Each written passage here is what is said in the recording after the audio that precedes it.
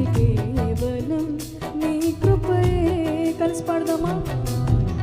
అర్హత లేకున్నా ప్రేమించావు, ఇది కేవలం నీ కృపయే.